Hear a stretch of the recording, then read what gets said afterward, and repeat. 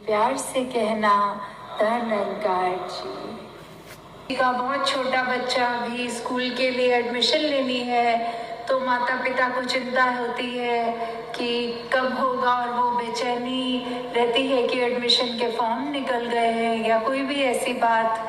थोड़ा वो बच्चा जब बड़ा हो गया और तो पढ़ाई में एग्ज़ाम्स अच्छे नहीं हो पाए, पढ़ाई में ध्यान नहीं लग रहा, ऐसी और कितनी और बेचैनियाँ आती हैं। और जब बच्चे थोड़े और बड़े हो जाते हैं स्कूल कॉलेज के टाइम में, आजकल तो बच्चों की ये देखी गई है हाल कि अगर कभी दिल भी टूटता है तो अपने आप को बिल्कुल एक उस तरह बना लेते हैं कि अब तो हम पत्थर दिल हो गए हैं, हमारे साथ अच्छा नहीं किया।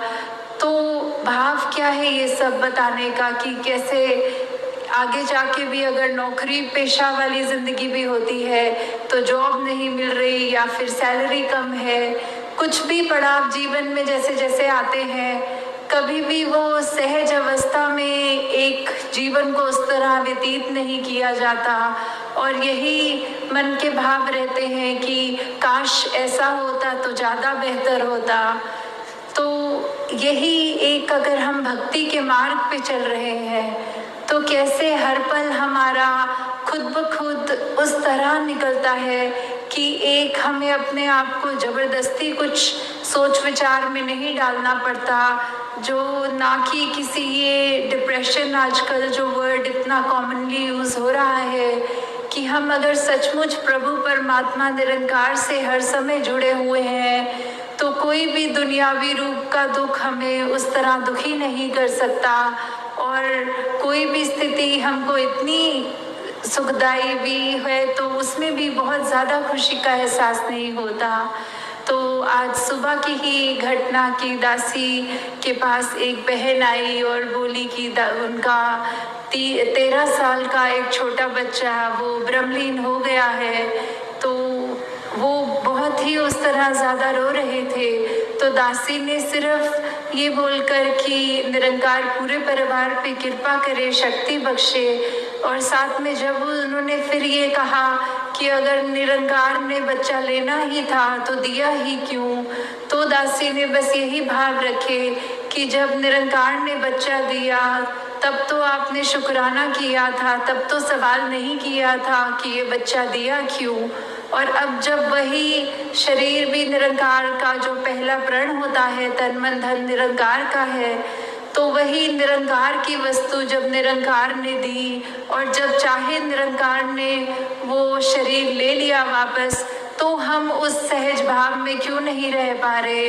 तब हमारे मन में इतनी उथल पुथल क्यों हो रही है कि जब एक अगर हमारा जिंदगी का जो मकसद है ये ब्रह्म ज्ञान प्राप्त करना, उसके बाद तो अपने आप ही जीवन, ये सहज भाव का जीवन, ये सहज अवस्था वाला जीवन बन जाना चाहिए। तो हम अपने अंदर ये सोच विचार करके देख लें, ये इंट्रोस्पेक्शन करके देख लें कि क्या हम आते तो हैं संगत, पर हम फिर भी अपना मन, ये सारे वक्ता जो भी बोलते हैं स्टेज से, क्या हम सभी की बातें सुन रहे हैं या बैठकर हमारा ध्यान कहीं और चला गया, दिमाग किसी को देखकर कुछ और सोचने लग गया। तो अगर हम सत्संग में सुनी गई हर चीज़ को अपने जीवन में ढालेंगे, ये निरंकार का आसरा लेंगे, तो अवश्य ही ये सहज रूप में ज़िंदगी इतनी आसान लगने लग जाएगी कि बस एक तरह, जैसे कहते हैं कि हम पानी में अगर फ्लोट कर रहे होते हैं तो कोई वो मेहनत नहीं लगती, बस अपने आप बहते ही चले जाते हैं, सब काम वो पानी ही करता है। तो वैसे ही जब इस निरंकार में जीते जी हम ब्रह्मलीन हो जाएं तो वो सहज अवस्था हमें सही मायने में मिलती है। तो हर पल हमें अब कोशिश यही करनी है, चाहे हमारी कोई भी उम्र हो, कहीं से भी आए हों, कुछ भी हमारे जीवन में चल रहा हो, हम किसी भी बैकग्राउंड के हों, तो बस बात यही कि परमात्मा निरंकार सभी का जो है वो हम सबके लिए जीवन में जो कर रहा है हमको और बेहतर करने के लिए ही कर रहा है। और इसी प्रकार हर पल ये शुक्राना तभी किया जा सकता है। तो दातार सभी पे कृपा करे कि ये सहज अवस्था वाला जीवन हर एक के हिस्से में और आता जाए, हर पल और इस निरंकार के रंग में सभी रंगते जाएं। साथ संगत जी, धन निरंकार जी।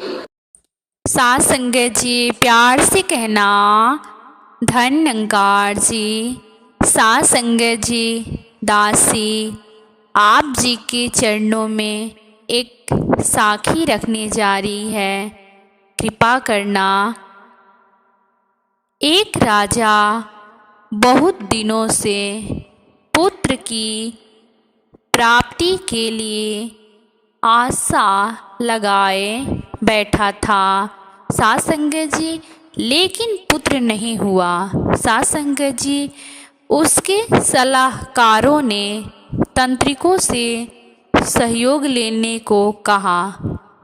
साथ संगत जी सुझाव मिला कि किसी बच्चे की बलि दे दी जाए तो पुत्र प्राप्ति हो जाएगी। साथ संगत जी राजा ने राज्य में ढिंढोरा पिटवाया कि जो अपना बच्चा देगा उससे बहुत सारा धन दिया जाएगा। साथ संगत जी एक परिवार में कई बच्चे थे, गरीबी भी थी। एक ऐसा बच्चा भी था जो ईश्वर पर आस्था रखता था तथा संतों के संगत में अधिक समय देता था। साथ संगत जी परिवार को लगा कि इस राजा को दे दिया जाए, क्योंकि यह कुछ काम भी नहीं करता है, हमारे किसी काम का भी नहीं है। साथ संगत जी परिवार वाले जो निरंकारी बच्चा था उसी को देने के लिए सोच रहे थे। इसे देने पर राजा प्रसन्न होकर बहुत सारा धन देगा, ऐसा ही किया गया। साथ संगत जी बच्चा राजा को दे दिया गया। राजा के तंत्रिकों द्वारा बच्चे की बलि की तैयारी हो गई। साथ संगत जी अब बच्चा बलि देने लगे बच्चे को। राजा को भी बुलाया गया। साथ संगत जी बच्चे ने पूछा गया कि तुम्हारी आखिरी इच्छा क्या है। साथ संगत जी जब भी बलि दिया जाता है तो आखिरी इच्छा पूछी जाती है। साथ संगत जी राजा भी उसी प्रकार बच्चे से पूछें कि तुम्हारी आखिरी इच्छा क्या है। साथ संगत जी बच्चे ने कहा कि ठीक है, मेरे लिए रेत मांग दिया जाए। रेत आ गया, बच्चे ने रेत मांगा, मिट्टी। साथ संगत जी बच्चे ने रेत से 4 ढेर बनाए, उसने 4 ढेरी लगाए रेत से। एक एक करके 3 रेत के ढेरों को तोड़ दिया। साथ संगत जी उसने पहला भी तोड़ दिया, दूसरा भी तोड़ दिया और तीसरा भी रेत का ढेरी तोड़ डाला और चौथे के सामने हाथ जोड़कर बैठ गया। उसने कहा कि अब जो करना है करें। यह देखकर तांत्रिक डर गया। उन्होंने पूछा कि ये तुमने क्या किया, पहले ये बताओ। राजा ने भी पूछा तो बच्चे ने कहा कि पहली ढेरी मेरे माता पिता की है, मेरी रक्षा करना उनका कर्तव्य था, परंतु उन्होंने पैसे के लिए मुझे बेच दिया। साथ संगत जी इसलिए मैंने ये ढेरी तोड़ी। दूसरी पूछें, दूसरी मेरे संगे संबंधियों की थी, उन्होंने भी मेरे माता पिता को नहीं समझाया। साथ संगत जी अब तीसरी की बारी आती है। सात संगत जी, तीसरी आपकी है राजा, क्योंकि राज्य की प्रजा की रक्षा करना राजा का ही धर्म होता है।